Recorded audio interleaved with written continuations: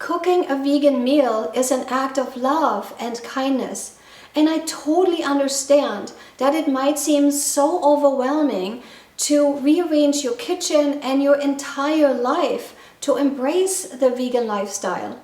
Hey, I'm Daniela, the vegan mom, and I want to encourage you to eat from the garden, not from the graveyard.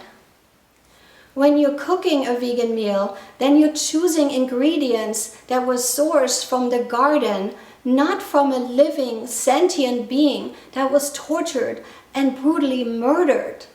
When you eat animals and animal products, you ingest all that pain and suffering and anguish and fear.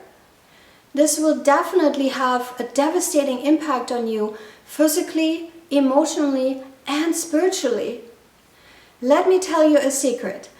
Any recipe that requires animal products can easily be turned into a vegan recipe and taste heavenly if it's prepared and spiced correctly.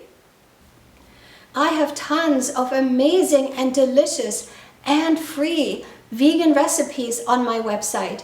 And if you need some help navigating through the vegan recipe jungle, then I volunteer to be your vegan tour guide.